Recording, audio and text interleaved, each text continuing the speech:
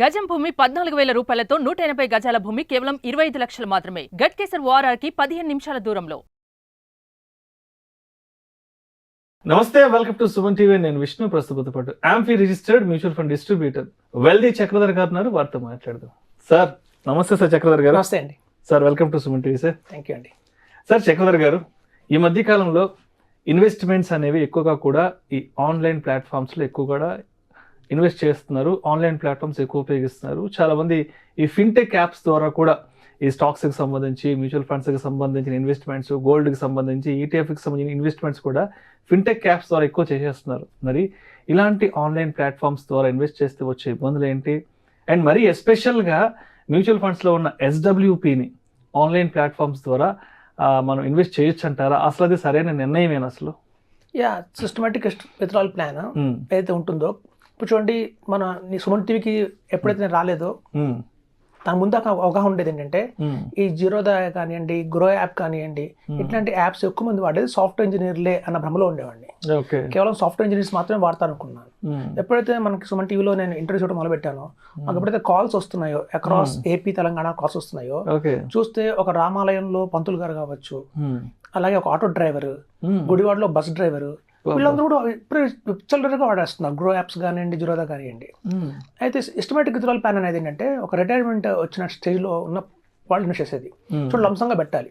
లంసంగా మనం 10 lakhs పెడితే మనకి ఎవ్రీ మంత్ 6,000 అలా 10 ఇంట్రెస్ట్ వస్తుంది.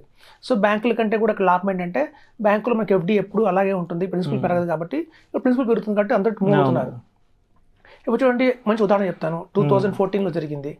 ఒక శర్మ గారు ఉన్నారు మన దగ్గర. సో శర్మ గారి దగ్గర ఎస్డబ్ల్యూ ప్లాన్లో ఆ రోజునే 30 lakhs ఇన్వెస్ట్ చేశారు. ఎవ్రీ మంత్ 10 years బ్యాకే 15,000 రూపీస్ మనకి ఎవ్రీ మంత్ ఆయనకి ఇంట్రెస్ట్ వచ్చేలా ఏర్పాటు చేసాం. అయితే ఆల్ ఆఫ్ ఎ సడన్ ఒకసారి ఏమైందంటే, ఎర్లీ మార్నింగ్ కాల్ వచ్చింది ఆ సార్ నుంచి 7:30 ఆ టైంలో. శర్మ గారు చెప్పండి, గుడ్ మార్నింగ్ అని చెప్పాను. కాదండి, నేను వాళ్ళ వైఫ్ మాడుతున్నాను, హస్బెండ్కి ఎర్లీ మార్నింగ్ షుగర్ లెవెల్స్ బాగా డౌన్ అయిపోయినాయి, 4 o'clockకి. ఆ టైంలో అంబులెన్స్లో తీసుకొచ్చి హాస్పిటల్ అడ్మిట్ చేశాము. ఇప్పుడు ఐసీలో ఉన్నారు. సో కొంచెం అర్జెంట్గా ఎమర్జెన్సీ డబ్బులు కావాలి నాకు అన్నారు. ఓకే, నాకు కొంచెం చెప్తానని చెప్పి వెంటనే ఆయన పోర్ట్ఫోలియో మన దగ్గర ఉంటుంది కాబట్టి, ట్రాక్ చేసి కాబట్టి చూసి, ఓకే అండి మీకు ఒక ఓటీపీ వస్తుంది చెప్పండి అని చెప్పి ఒక 5 lakhs వరకు డొనేషన్ చేసి పెట్టేసి ఇచ్చాం. సో వెంటనే 5 lakhs వాళ్ళకి అకౌంట్లోకి 2 daysలో క్రియేట్ అయినాయి. ఇదే కనుక ఆన్లైన్లో ఉందని ఊహించుకుందాం అనుకున్నాం సపోజ్. మరి ఇప్పుడు ఆ వైఫ్కి అంత నాలెడ్జ్ ఉంటుందా? ఎమర్జెన్సీ వస్తే ఒక టైంలో ఎస్యూల్ ప్లాన్, సిస్టమేటిక్ ప్లాన్ కోసం పెట్టుకున్నాం మనం ఆన్లైన్లో. కానీ వైఫ్ కూడా అంత నాలెడ్జ్ ఉండాలి కదా దాని విత్డ్రా చేయడానికి. అక్కడ ఎవరు అసిస్టెన్స్ ఇస్తారు ఆన్లైన్లో? ఏ టోల్ ఫ్రీ కాల్ చేయాలి? కష్టం అవుతుంది. సో ఇప్పుడు చూడండి, చాలా మందికి థియరీ వేరు, ప్రాక్టికల్ వేరు. ఓకే, ఇప్పుడు చూడండి, థియరీ ఒక విధంగా ఉంటుంది, ప్రాక్టికల్గా వస్తే ఒక విధంగా ఉంటుంది. ఇప్పుడు సపోజ్ ఒక డాక్టర్ సెమినార్ జరిగింది అనుకోండి. ఆ డాక్టర్ సెమినార్లో మాట్లాడమని చెప్తారు డాక్టర్లకి. ఒక ఆయన అప్పుడే పాస్ వచ్చాడు కొన్ని ఎగ్జామినేషన్ నుంచి. సో ఆయన ఆ టెక్స్ట్ బుక్ థియరీ పట్టుకొని చెప్తాడు, ఇలా చేయాలి. కానీ ఎవరైనా ఎక్స్పీరియన్స్ ఉంటాడు, 20-30 సీనియర్ డాక్టర్స్, వాళ్ళు ఉన్న ప్రాక్టీస్ మొత్తాన్ని రంగరించి సెమినార్ చెప్తారు అక్కడ. సో ఇక్కడ చూస్తే అలా కూడా ఒక ఆన్లైన్ ప్లాట్ఫామ్స్ మంచివే, సెబీ కంట్రోల్లో ఉంటాయి, మనకి సిడిఎస్ఎల్లో ఉంటుంది మన ఇన్వెస్ట్మెంట్, ఎన్ఎస్డిఎల్లో ఉంటుంది ఇన్వెస్ట్మెంట్, సేఫ్ అండ్ సెక్యూర్గా ఉంటుంది. ఇదంతా థియరీ, ఇది ఓకే. కానీ ప్రాక్టికల్ చూస్తే మాకున్న 20 ఏళ్ల ఎక్స్పీరియన్స్లో దగ్గర 8 మంది దాకా ఎక్స్పైర్ అయ్యారు ఎవరైతే ఇన్వెస్టర్స్ ఉన్నారో, ఇన్వెస్ట్ చేసిన వాళ్ళు క్లయింట్స్. సో అలా ఒక ఇన్వెస్టర్ కనుక ఆన్లైన్ ప్లాట్ఫామ్లో ఇన్వెస్ట్మెంట్ చేసి మరణిస్తే కాలం చేస్తే ఆ నామినీకి ట్రాన్స్ఫర్ అవ్వడం చాలా తాకనొప్పి, అంత ఈజీ కాదు. ఇప్పుడు చూడండి, ఫస్ట్ నామినీ ఏం చేయాలంటే ప్రూఫ్ చేసుకోవాలి ముందు, ఆవిడే ఆయన భార్య అని చెప్పి. సో దానికోసం మ్యారేజ్ సర్టిఫికేట్ కానివ్వండి, లేదా పాస్పోర్ట్ కానివ్వండి, ఆధార్ కానివ్వండి ప్రూఫ్గా ఇవ్వాలి. తర్వాత నామినీకి సంబంధించిన కేవైసీ ఫామ్స్ అన్నీ ఇవ్వాలి, pan card, Aadhaar card, bank account details ఇవన్నీ. దాంతోపాటు బ్యాంక్ అటెస్టేషన్ లెటర్ ఉంటుంది, సిగ్నేచర్ ప్రూఫ్ లెటర్ ఉంటుంది, అది మనం బ్యాంకులు తెచ్చుకోవాలి. సో ఇవన్నిటిని మళ్ళీ నోటరీ చేయించాలి. నోటరీ చేయించిన తర్వాత వీటన్నిటిని జీరోదా అయితే బెంగళూరుకి, గ్రో అయిన బెంగళూరులోనే వాళ్ళ కార్పొరేట్ ఆఫీస్కి పోస్ట్ చేయాలి. మనం చేస్తే వాళ్ళు డాక్యుమెంట్స్ పంపిస్తారు, మనకు లిస్ట్ ఆఫ్ డాక్యుమెంట్స్, వాటిని మనం ఫిల్ చేయాలి. ఫిల్ చేసి మళ్ళీ పంపించాలి. వెరిఫికేషన్ అంతా అయిన తర్వాత ఎప్పుడుకో డబ్బులు వస్తాయి. ఇవన్నీ ఎవరు చేయగలరు అసలు? ఇంట్లో ఎవరికి నాలెడ్జ్ ఉంటుంది ప్రాసెస్ అంతా? తెలియదు. అంటే ఇంట్లో ఎవరైనా కాలం చేసిన టైంలో ఇవన్నీ ఎవరు వెళ్ళి ఫాలో అప్ చేయగలరు? ఒక సాఫ్ట్వేర్ ఇంజనీర్ అయితే వాళ్ళ మిస్సెస్ కూడా సాఫ్ట్వేర్ ఇంజనీర్ కాబట్టి బెంగళూరులో కాల్ సెంటర్లు ఉంటాయి, ఇంగ్లీష్లో మాట్లాడటం కానీ చేయడం కానీ జరుగుతుంది. కానీ ఒక రామాలయంలో పూజారి వైఫ్ కానివ్వండి, మనం ఎక్స్పెక్ట్ చేయగలుగుతామా? ఒక మిరపకాయ బజ్జీలు వేసుకున్న విజయవాడలో అతను కూడా ఒక 5 లక్షలు పెట్టాడు అంటున్నాడు. సో వీళ్ళందరూ కూడా వాళ్ళ కన్నా ప్రమాదం జరిగితే వాళ్ళ నామినీ కనుక తీసుకోగలుగుతుందా ఆ అమౌంట్ అంటే కష్టమే, question mark. So all over ఇండియాలో అన్క్లైమ్డ్ అంటారు వీటిని, ఏంటంటే ఎవరైతే క్లైమ్ చేసుకోలేదో అట్లాంటి అమౌంట్స్ దగ్గర 3,000 కోట్లు ఉన్నాయి మ్యూచువల్ ఫండ్స్లో. సో 3,000 కోట్లని ఎవరు తీసుకోవాలా? సో దీన్ని బట్టి మీకు అర్థమవుతుంది ఏంటంటే ట్రాక్ చేసే వాళ్ళు ఉంటేనే ఇలా ఉంది పరిస్థితి. ఒకవేళ ఆన్లైన్లో తీసుకుంటే మా పరిస్థితి ఏంటని క్వశ్చన్ మార్క్. అంటే ఇంట్లో వాళ్ళకి కూడా చెప్పాలి, భార్య పిల్లలకి చెప్పాలి ఇన్వెస్ట్మెంట్స్ ఎక్కడెక్కడ ఉన్నాయి, మన అడ్వైజర్ ఈయన త్రూ మనం ఇన్వెస్ట్ చేసాము, లేదంటే నేను ఇటువంటి ఆన్లైన్ ప్లాట్ఫామ్స్లో ఇన్వెస్ట్ చేశాను, దానికి సంబంధించిన లాగిన్ క్రెడెన్షియల్స్ అన్ని కూడా ముందే చెప్పాలి పిల్లలకి. వాళ్ళకి 2016లో జరిగింది ఏంటంటేనండి, అప్పటి నుంచి డైరెక్ట్ ప్లాన్స్ 2013 నుంచే ఉన్నాయి.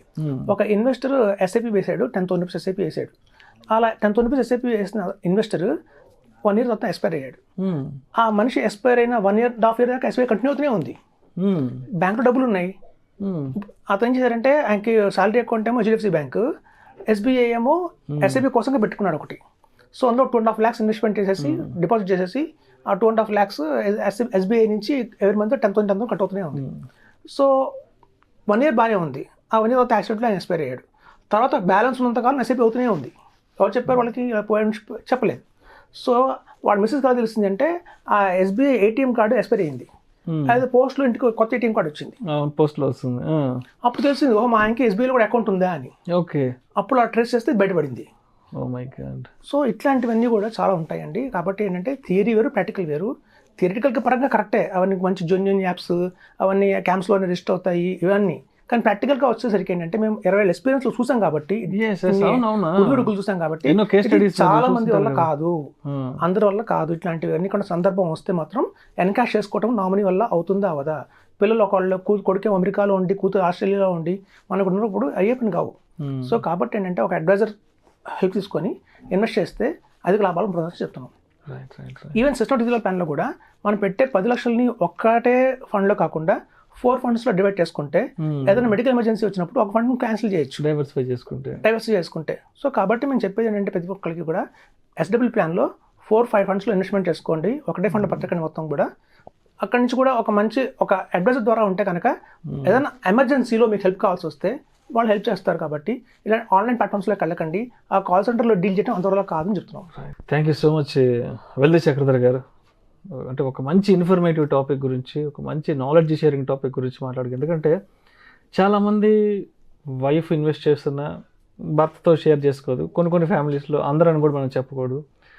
అదేవిధంగా భర్త ఇన్వెస్ట్ చేస్తున్నా భార్యకి తెలియదు, లేదంటే పిల్లలకు తెలియదు. అంటే ఏదైనా అనివార్య కారణాల వల్ల భర్త ఏదైనా ఆయన కాలం చేస్తే నిజంగా ఇటువంటి ఇన్వెస్ట్మెంట్స్ అనేవి ఎక్కడెక్కడ ఉన్నాయి, ఎవరి దగ్గర ఉన్నాయి, ఏంటి అసలు అవన్నీ ఎవరు ట్రాక్ చేస్తున్న ఇన్ఫర్మేషన్ ఎవరికి తెలియదు. మా ఇన్వెస్టర్స్ అందరికీ కూడా అండి మేము ఒక ఫైల్ ఇస్తాం, లేదా మేము చెప్తాం కూడా వాళ్ళకి ఫైల్ మీద కంపల్సరీగా ఇన్వెస్ట్మెంట్ ఎవరైతే చేస్తున్నారో ఎవరి దగ్గర అయితే చేస్తున్నారో వాళ్ళ వెళ్ళి చక్రధర్ ఆయన మొబైల్ నెంబరు, ఆయన office number, landline number, office landline number, office address అవన్నీ ఉంటే కనుక నెక్స్ట్ నామినీకి కావచ్చు, వాళ్ళ అమెరికాలో ఎన్ఆర్ఎస్గా ఉన్న వాళ్ళ పిల్లలకి కావచ్చు, ఈజీగా ఉంటుంది ట్రాక్ చేసుకోవడానికి ఎక్కడెక్కడ ఇన్వెస్ట్మెంట్స్ ఉన్నాయి. అది కంపల్సరీ చెప్పాలండి. Thank you so much Chakradhar గారు. థ్యాంక్స్ అండి. మంచి ఇన్ఫర్మేటివ్ వీడియోని మనం ప్రేక్షకులకు అందించారు. Thank you so much sir. Thank you.